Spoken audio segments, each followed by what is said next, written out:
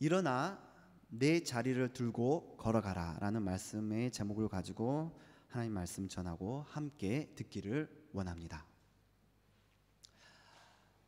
가끔씩 병원에 하스피털에 가게 되면 저는 정말 이렇게 아픈 사람들이 많구나.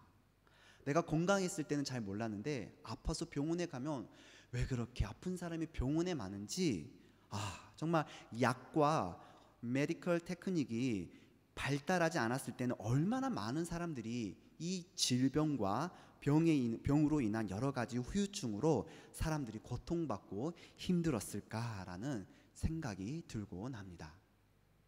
오늘 말씀에서도 여러분 예수님 당시에 병든 자들이 얼마나 많았는지 우리가 볼 수가 있습니다. 자, 본문 2절에서 3절 말씀을 보도록 할게요.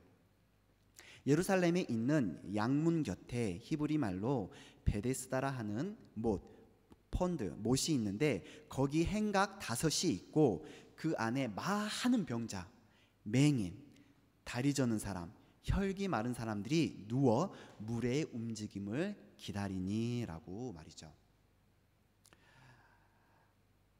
예루살렘에 스스로 자신의 병을 고칠 수 없는 많은 사람들이 양의 문이라는 문이에요. 게이트예요. 주로 하나님 앞에 예배할 때 쓰이는 그러한 세크리파이스, 양들이나 소가 다니는 그 문을 양문이라고 하는데 그 양이 왔다 갔다 하는 그 문 근처에 이름이 베데스다라 하는 폰드, 연못이 있었는데 그곳에 수많은 환자들이 있었다라는 것입니다. 왜 그들이 거기 있었습니까? 가끔 연못의 물을 천사가 이렇게 탁 터치했을 때 그게 웨이브가 생기게 되는데 그때 제일 먼저 연못에 들어가는 자는 어떤 병에 걸렸던지 낫게 되었다라는 것입니다. 예전에 보면 이거는 세대 차이가 분명히 나올 것 같은데 예전에 보면 한국에서요 어디 약수터 물이 병치료에 좋다고 하면 수많은 사람들이 서로 그 물을 받아가려고 긴 줄을 섰던 모습 여러분 혹시 기억나십니까? 저는 지금도 그 기억이 생생해요. 아주 어디 그 산에 있는 약수터 물이 좋다 하면 그냥 수많은 사람들이 그냥 하얀 통 들고 그냥 쫙 서가지고 그 물 받아가려고 섰던 그 모습이 기억나죠. 그와 같이 많은 사람들이 자신의 병이 나을 수 있다는 아주 정말 작은 그 희망을 가진 채 그 베데스다라는 연못 곁에 앉아서 병이 나을 수 있는 기회를 잡기 위해 기다리고 있었다라는 거예요. 아픈 사람만이 이해해요. 정말 약이 없고 어떻게 고쳐야 할지 모르는 상황 가운데 힘들 때 무엇이라도 잡고 싶은 마음이 아픈 사람과 고통받는 사람들의 입장이잖아요. 그래서 그 사람들은 그 작은 희망을 붙들기 위해서 그 기회를 붙들기 위해서 그 연못 곁에 다 누워서 아니면 연못 곁에 앉아서 기다리고 있었던 것이죠. 그런데 그들 중에서 무려 38년이라는 긴 시간 동안 병으로 고통받았던 자가 누워있는 모습을 예수님께서 보시게 되었어요. 그리고 그에게 예수님께서 너가 낫기를 원하느냐라고 물으셨던 것이죠. Do you want to get well? 너가 정말 낫기를 원하니? 라고 말이죠. 여러분 병원에 한두 달만 입원해 있어도 너무너무 고통스럽고 힘듭니다. 하물며 38년이라는 긴 시간과 세월 동안 병을 고치기 위해 안 해본 것이 없었을 그에게 예수님의 질문은 당연히 네 주님 제가 낫기를 원합니다 라고 대답할 말이었어요. 그런데 그의 대답이 좀 달랐어요. 본문 7절 말씀입니다. 병자가 대답하되 주여 물이 움직일 때에 나를 못에 넣어주는 사람이 없어 내가 가는 동안에 다른 사람이 먼저 내려갑니다 라고 말이죠. 지금 이 병자가 무슨 말을 하고 있습니까? 선생님께서 제 병을 고쳐줄 의사 같아 보이진 않고 선생님께서 저를 도와주시겠다면 여기에 저와 함께 기다리고 계시다가 물이 움직이면 제가 먼저 들어갈 수 있도록 저를 도와주실 수 있겠습니까? 연못에 들어가도록 도와주는 사람이 없어 제가 번번이 다른 사람들에게 그 기회를 놓치고 말았습니다. 어떻게 저를 도와주겠습니까? 라는 말을 했던 것이죠. 그는 분명하게 그의 병이 낫기를 원했어요. 그래서 베데스다라는 그 기적의 끈을 놓지 않고 거기서 긴 시간을 누워서 기다렸던 거예요. 하지만 여러분, 우리는 그의 말과 행동에서 한두 가지 에러를 우리가 보게 됩니다. 자, 먼저 여러분 잘 생각해 보십시오. 그는 자신을 그 물에 넣어줄, 헬프해 줄 수 있는 자가 없기에 연못을 통해 절대 병을 고침받을 수가 없어요. 도와줄 사람이 없잖아요. 절대 도와줄 사람이 없기 때문에 절대 병을 고침받을 수 없는데 그는 그럼에도 그 연못 곁에 계속 누워 있었다는 거예요. 여러분 같으면 어떠시겠습니까? 나를 도와줄 사람이 없어서 내가 들어갈 수가 없는데 계속 기다리고 있는다는 게 병을 고칠 수 있는 가능성을 어떻게 이룰 수 있을까요? 다음으로는 그는 병을 나을 기회를 잡기 위해, 그 찬스를 잡기 위해 도와줄 수 있는 사람을 원했지만 그는 도움을 줄 사람은 만날 수 없었다라는 거예요. 이것도 에러예요. 도움을 줄 사람을 기다리고 있지만 도움을 자기를 줄 사람이 없다라는 거예요. 왜 그렇습니까? 오랜 시간 동안 병으로서 그의 생각과 행동은 매우 매우 수동적인 패시브한 애티튜드, 뭔가 포지티브하고 뭔가 액티브하게 적극적으로 행동하는 게 아니라 매우 수동적인 태도로 그의 말과 행동이 굳어져 있었다라는 거예요. 그가 자신을 도와줄 사람이 없어서, 나를 도와줄 사람이 없어서 내가 그 찬스, 그 기회를 놓쳤다라고 말하는 것은 바로 그와 같은 이유였어요. 따라서 그는 앞으로 누구에게든지 적극적으로 도움을 구하지 못했을 것이고, 설마 기회가 왔다 해도 그는 그 기회를 결코 잡을 수가 없었던 것이죠. 이해되십니까? 병 고침 받기 위해 있었지만 병 고침 받을 수 없었다는 거예요. 그 환경 자체가. 한마디로 아무리 그가 연못 곁에 누워 있었어도, 아무리 그가 병 고침을 받기를 원했어도 절대 그는 고침을 받을 수 없는 어떠한 에러에 있는, 뭔가 앞뒤가 맞지 않는 상황에 갇혀 있었다라는 것입니다. 그런 그에게 아주 어메이징한 놀라운 일이 일어나게 됩니다. 자, 본문 8절에서 9절 전반 말씀입니다. 자, 우리 다 함께 읽어볼까요? 시작.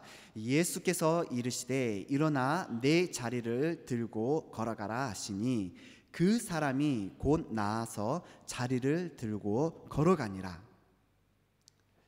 영어 성경에서는 이렇게 기록하고 있죠. 밑에 보면은 나와 있습니다. Get up, pick up your mat and walk.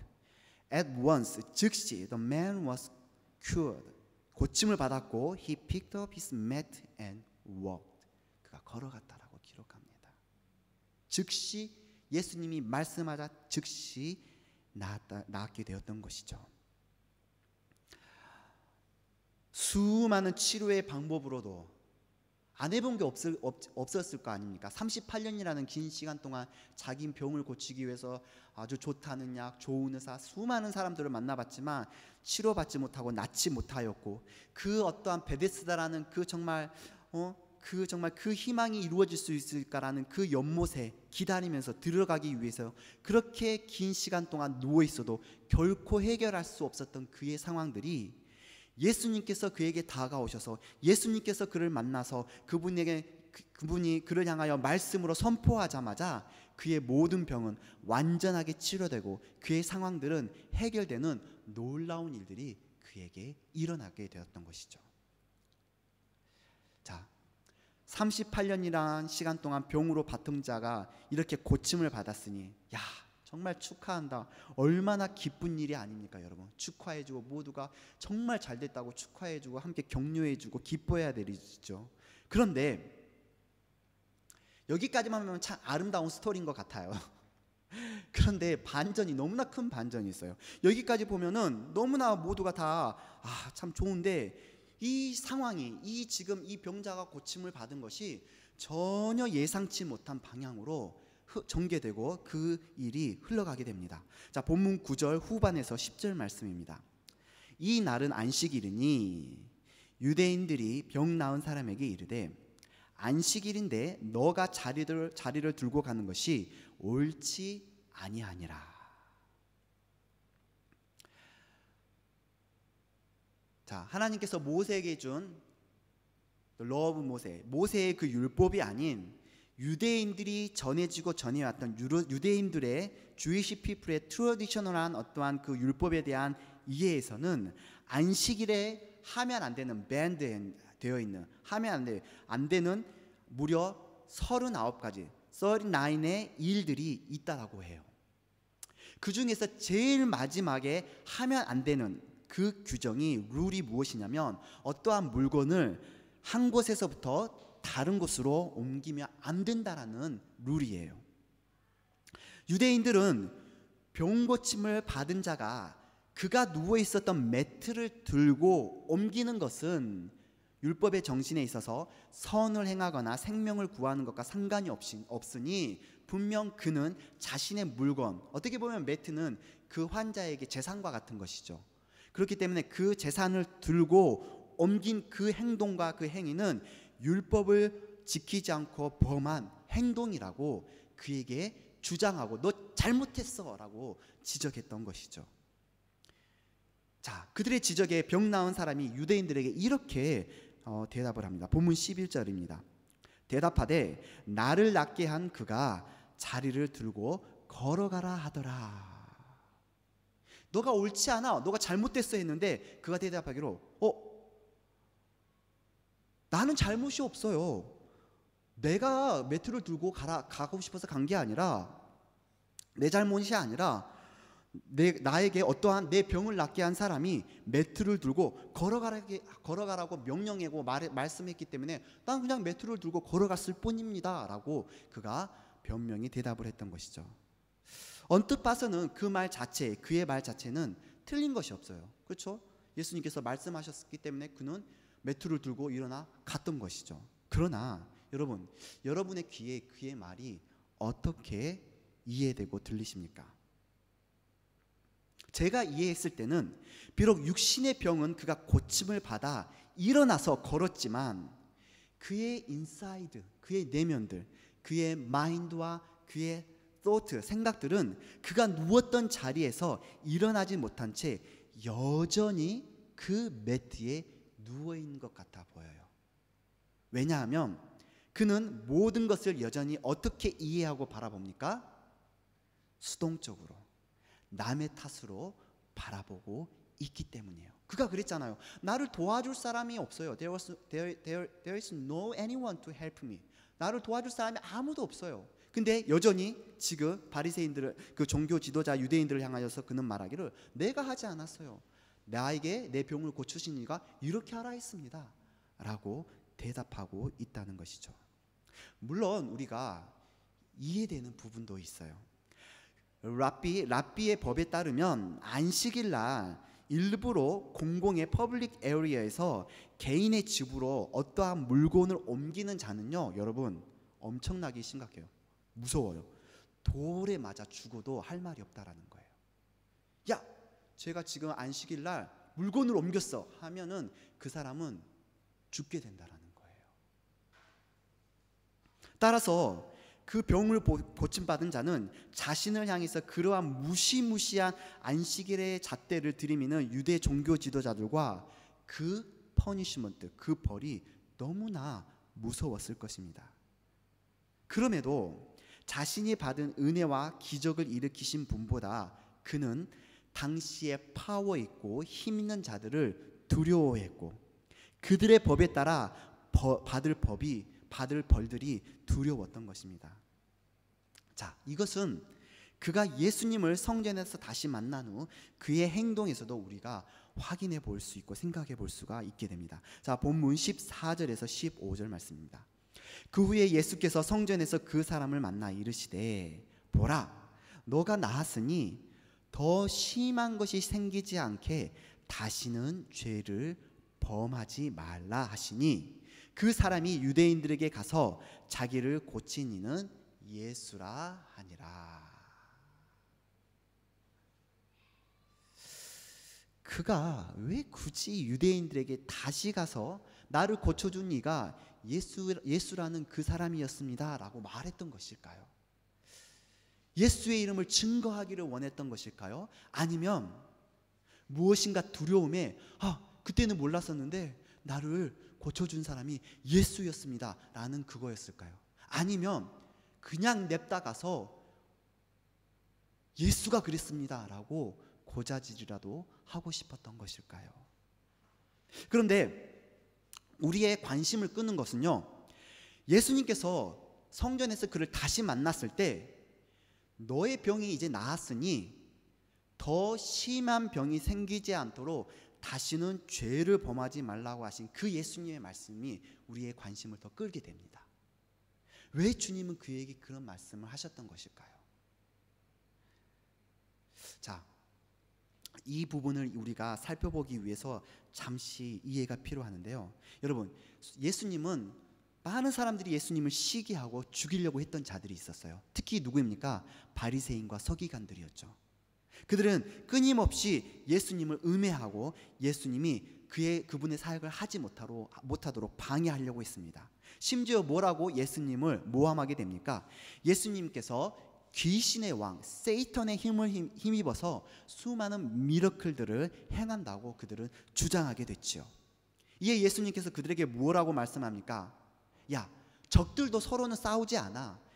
사탄의 편끼리는 서로 싸우지 않고 내가 이런 귀신을 쫓아내고 수많은 사람들의 병을 고칠 수 있는 것은 하나님의 아들인 인자가 더 강한 능력으로서 그들을 결박해서 그들을 몰아냈기 때문에 그러한 일을 할 수 있는 거야 라고 말씀하시면서 다음의 말도 더하셔서 말씀하시게 됩니다. 누가복음 11장 24절에서 26절 말씀입니다.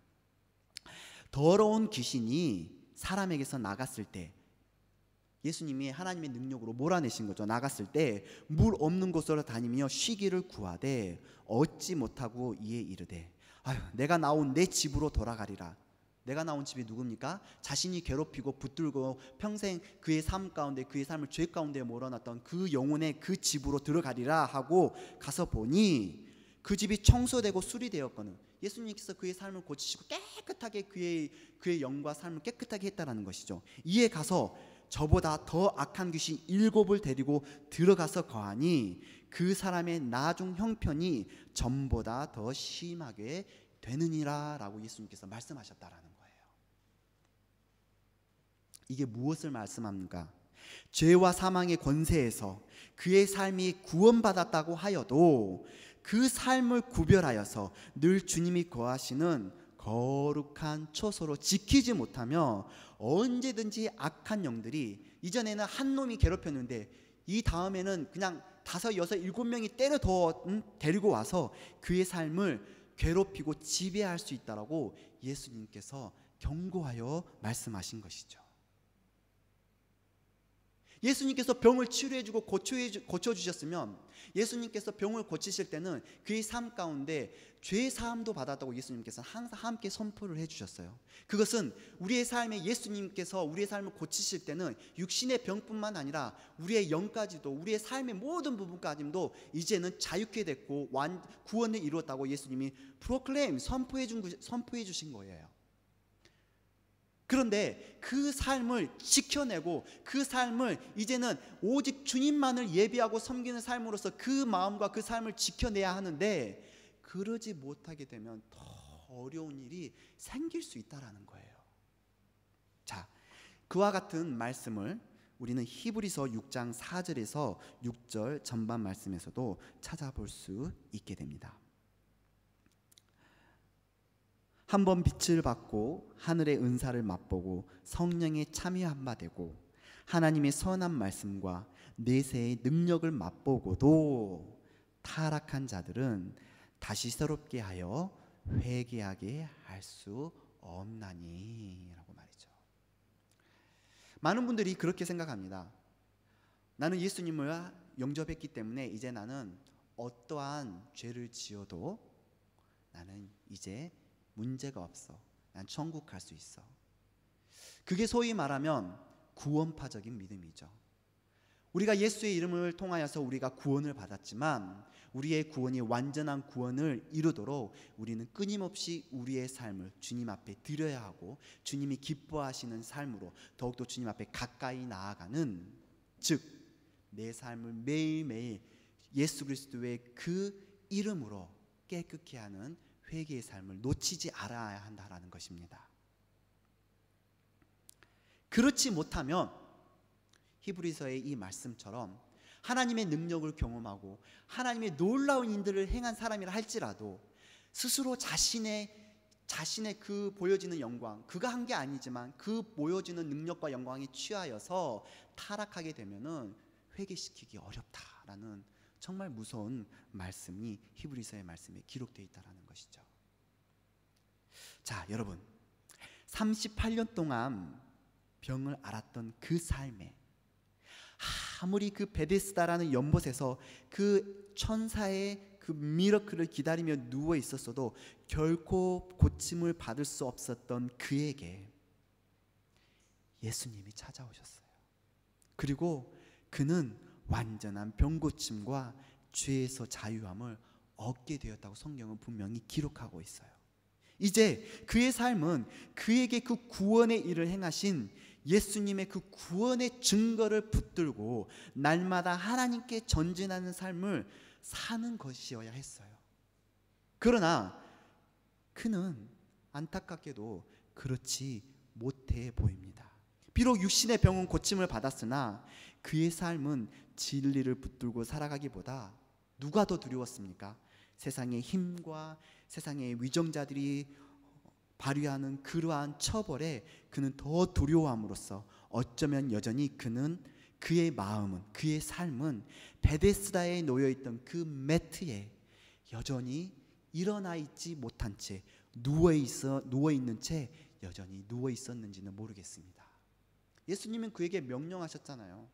Get up, pick up your mat and walk. 그의 육신은 그렇게 일어나서 매트를 걸고 나갔지만 그의 심령이, 그의 마음이 아직은 일어나지 못한 것 같아 안타까운 우리의 마음이 안타깝다라는 것입니다.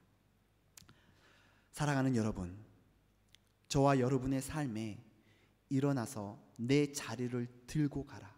희망 없고 꿈이 없고 어디로 가야 할지 모르는 삶에 치우쳐서 늘 절망하고 울부짖고 있던 나의 삶 가운데 다가오셔서 일어나, 내 자리를 두고 이제 걸어가라고 구원의 그 명령을 하신 분이 누구였는지를 우리가 잊어버리지 않기를 원합니다.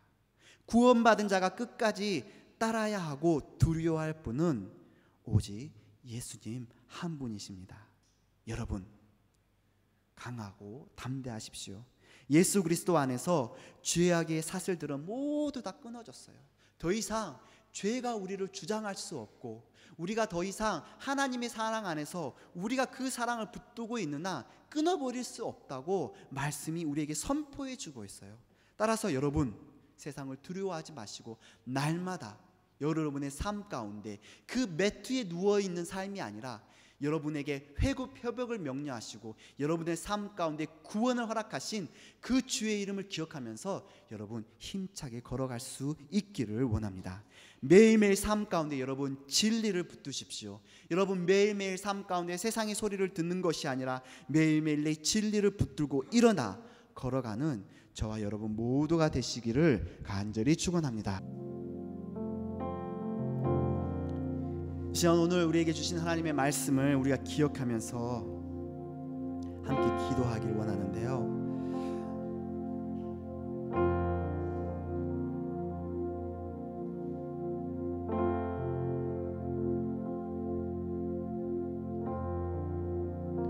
내 삶 가운데 주의 그 말씀을 믿음으로 듣고 순종할 수 있는 은혜를 구하면서 혹여나 내 마음이 연약하려지려 할 때 나의 삶의 구원을 허락하신 주님의 이름을 기억하면서 주님께서 일어나 걸으라고 명령하신 그 말씀을 기억하며 나아갈 수 있는 우리가 모두 될 수 있기를 원합니다. 주님은 오늘도 주님의 일을 행하고 계시며 하나님은 오늘도 하나님의 나라를 위하여서 그 영광을 위하여서 일하시고 계시는 성실하고 신실하신 하나님이심을 기억하면서 내 삶 가운데서도 여전히 주님은 오늘도 그 구원을 완전히 이루기 위하여서 일하고 계시는 능력의 하나님이심을 기억하며 우리의 삶이 그 은혜를 붙들고 나아갈 수 있도록 다 함께 기도하도록 하시겠습니다. 기도하시겠습니다.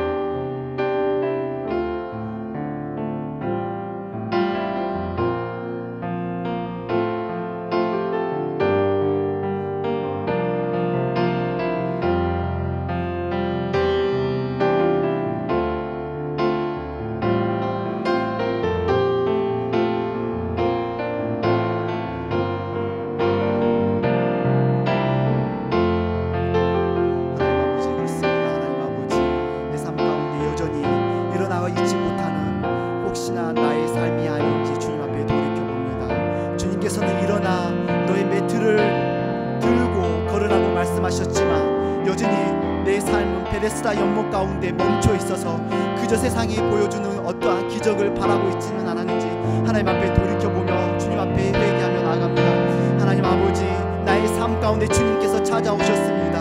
나의 삶 가운데 구원을 명하셨고 나의 삶 가운데 회복을 명하셨고 나의 삶 가운데 승리를 허락하여 주신 그 이름이 나의 삶의 그 모든 것을 인도하시는 살아계신 하나님의 아들이심을 고백하오니 하나님 아버지가 날마다 일어나 주님을 향하여 담대하게 나아갈 수 있는 귀한 믿음의 삶을 살아갈 수 있도록 하나님 아버지 은혜를 베풀어 주시옵소서. 하나님 아버지여 주님, 하나님 아버지 세상이 나의 삶을 두렵게 한다 할지라도 하나님 아버지 그것에 두려워하지 않게 하여 주시옵고 날마다 주님을 향하여서 더욱더 가까이 나아갈 수 있는 믿음을 허락하여 주시옵소서. 그러한 믿음의 공동체가 될 수 있도록 하나님께서 은혜를 베푸시고 새누리교회 모든 이들이 그러한 믿음 안에서 날마다 승리하며 주님의 이름으로 말미암아 승리의 삶을 선포하는 삶을 살아갈 수 있도록 하나님께서